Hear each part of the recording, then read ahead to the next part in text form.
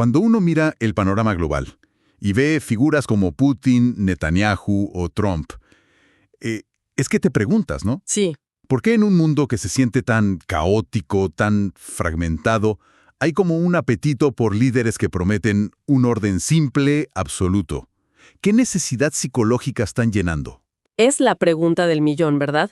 Y lo interesante del material que tenemos hoy es que no lo aborda desde el análisis político tradicional de poder y alianzas, Ajá. sino como un reflejo directo de nuestra mente. O sea, propone que para entender la política de hoy, primero hay que entender cómo manejamos la ansiedad. Me gusta ese enfoque, porque lo saca de la simple lucha de poder y lo lleva a un terreno más humano, ¿no? Más visceral. Exacto. Entonces, la misión de hoy sería desglosar la política no como la administración de un país, sino como algo más profundo. La creación de un relato, casi un dispositivo para gestionar la ansiedad de todos. Vamos a meternos ahí. Perfecto. Y para hacerlo de forma ordenada, el texto nos da un marco que es triaxios. Es clave. Plantea que vivimos en 3 niveles de realidad al mismo tiempo. 3 niveles. Suena abstracto. Sí, pero una vez que lo entiendes, se ilumina todo. Se vuelve clarísimo por qué los relatos y las emociones hoy pesan más que los hechos. De acuerdo. 3 niveles de realidad. Suena fundamental. Empecemos por el primero. ¿Cuál es? El primero es la realidad objetiva. Es el mundo de la física, la biología, el que existe independientemente de nosotros, de lo que opinemos. A ver, el texto da ejemplos muy claros. La ley de la gravedad. Da igual si crees en ella o no. Si saltas de un 10º piso, las consecuencias son objetivas. Claro, no se puede negociar. No puedes convencer a un virus de que no existe con un buen discurso. Impone límites duros. Entendido. ¿Y el segundo nivel? El segundo es la realidad subjetiva. Este es nuestro universo interno, la experiencia personal, los miedos, las esperanzas, la identidad. Ah, lo que siento yo. Exacto. Y aquí, a diferencia de la objetiva, todo es increíblemente maleable. El texto lo subraya. Cambiar el relato que te cuentas a ti mismo puede modificar por completo tu experiencia emocional, aunque los hechos no cambien nada. Es el clásico ver el vaso medio lleno o medio vacío. El agua es la realidad objetiva, pero ¿cómo me siento al respecto? Eso es lo subjetivo. ¿Puedo pasar de la angustia a la gratitud sin que cambie ni una molécula? Precisamente. Y eso nos lleva al tercer nivel, que es el campo de juego de la política. La realidad intersubjetiva. ¿Ok? Ese es el terreno de las creencias compartidas que organizan la vida social a gran escala. Un momento. Porque esta idea de que el dinero o las naciones no son reales objetivamente, uno la oye, pero ¿cómo se sostiene una sociedad entera sobre algo que, en el fondo, es un acuerdo frágil? Esa es la paradoja fascinante que explora el texto. El dinero, la autoridad de un gobierno, las fronteras, los derechos humanos. Nada de eso existe físicamente. Nada. Un billete de $100 es, objetivamente, un trozo de papel. Una frontera es una línea imaginaria. Su poder no reside en ser verdaderas, como la gravedad, sino en ser compartidas. Funcionan porque miles de millones de personas actúan como si fueran reales. Entiendo.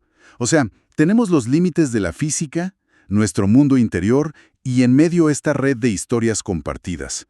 Y si la política opera en este plano, ¿qué pasa cuando ese plano se vuelve un caos, como parece ser el mundo hoy? Ahí es donde el análisis se pone interesante. El texto describe nuestro mundo como una maraña de sistemas que ya nadie entiende del todo.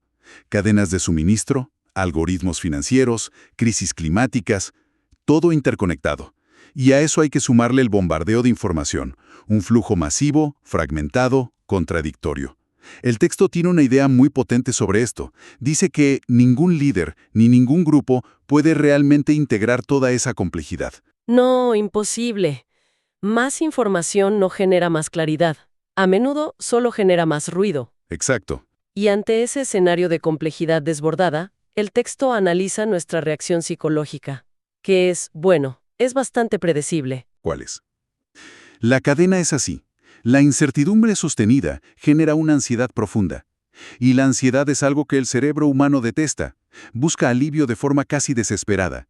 Y ese alivio no viene de encontrar la solución correcta, que seguro es igual de compleja. No, para nada. El objetivo de nuestra mente en esa situación no es comprenderlo todo, sino algo más básico: reducir la sensación de descontrol. Es un mecanismo de supervivencia emocional. Y por eso, Y por eso los relatos brutalmente simples y las figuras que proyectan una seguridad absoluta, sin fisuras, se vuelven psicológicamente tan atractivos. No nos ofrecen una solución real, nos ofrecen un bálsamo para la ansiedad. y aquí entra en juego la figura del líder fuerte. Según este análisis, su función no es entender mejor la realidad. De hecho, a menudo la ignoran. Su función es otra. Es condensar simbólicamente todo lo que el colectivo no puede procesar. El texto usa una metáfora muy potente. El líder no elimina la complejidad, la reemplaza por una imagen de orden. Una imagen. Sí. Su seguridad inquebrantable no es prueba de que tiene las respuestas. Es un eficaz regulador emocional para la gente. Y el texto menciona un dato de psicología social que es clave. Tendemos a confiar más en quien se muestra seguro que en quien duda, independientemente de su competencia real. Pero, a ver, ¿la gente no se da cuenta de que es una pose? ¿De verdad preferimos la seguridad falsa a la verdad incómoda de que esto es complicado y no tengo todas las respuestas? El análisis sugiere que, en estados de alta ansiedad, la respuesta es sí. La firmeza nos da anclaje. La ambigüedad nos hace sentir a la deriva. Claro. Y ahí caemos en el error que señala el texto.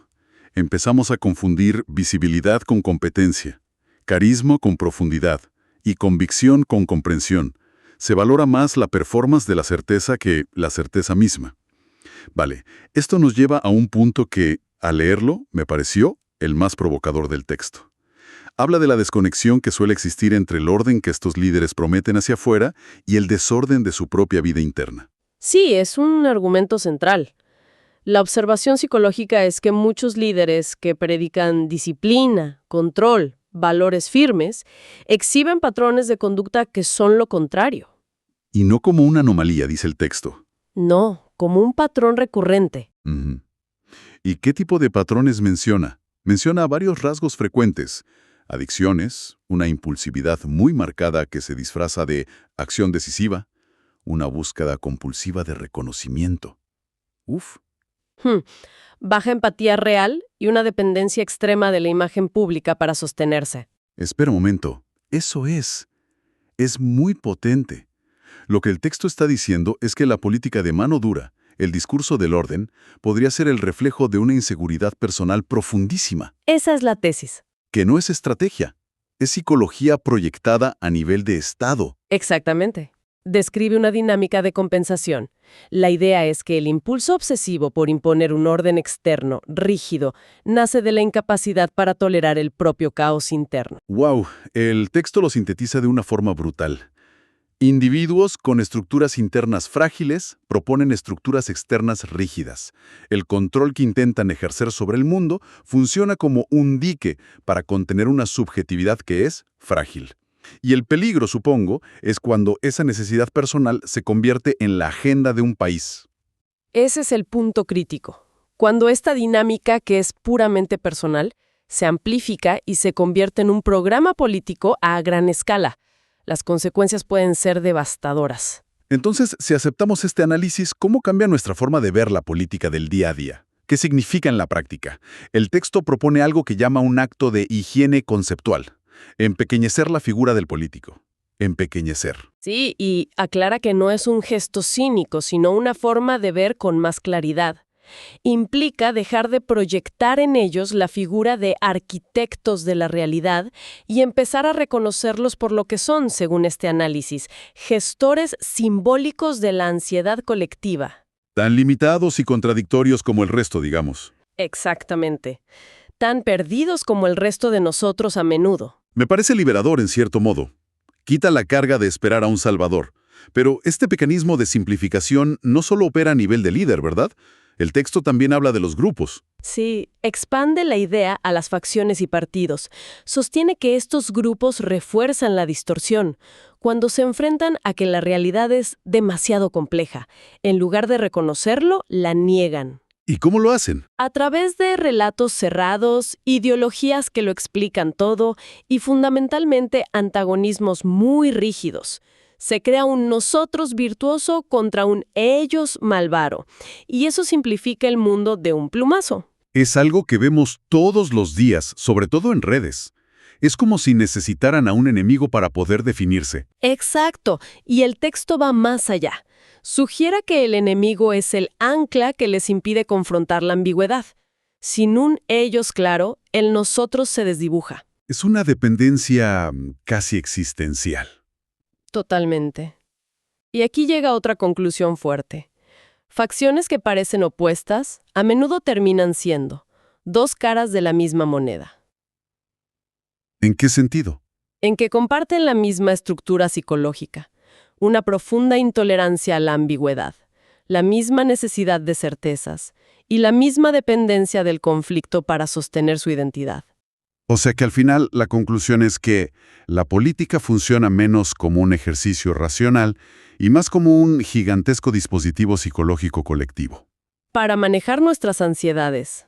Sí, esa es la idea central. Uf, es un recorrido intenso. Partimos del líder fuerte que vemos en las noticias y llegamos a la política como un espejo de la psique colectiva. Es abrumador pensar que gran parte de lo que consideramos sólido, las ideologías, los movimientos, es en realidad una construcción para no sentirnos perdidos. Es una idea que te obliga a mirar todo de otra manera. Si tuviéramos que recapitular, los puntos clave serían: primero, esa distinción entre la realidad objetiva, la subjetiva y la intersubjetiva, la de los relatos compartidos, que es donde se libra la batalla política. Exacto. Segundo, que la complejidad del mundo genera una ansiedad que nos empuja a buscar alivio a cualquier costo. Y tercero, y quizás lo más importante, que los relatos simples y los líderes seguros no son una solución, sino un mecanismo, un analgésico para esa ansiedad. Y yo reforzaría la idea final del texto, la metáfora del espejo. Lo que se refleja ahí no es solo el límite del poder de los líderes o su fragilidad. ¿Qué más refleja? Refleja también el límite de nuestra propia capacidad, como sociedad, para habitar la complejidad sin sentir la necesidad urgente de reducirla a una historia simple y tranquilizadora, sea la que sea. Lo cual nos deja con una pregunta final, algo en lo que pensar. Si el relato político es un espejo de nuestra necesidad de simpleza, ¿qué cambiaría si, individualmente y como sociedad, entrenáramos nuestra capacidad para tolerar un poco más la incertidumbre en la vida cotidiana? ¿Qué tipo de política y qué tipo de liderazgos podrían surgir de esa nueva capacidad colectiva?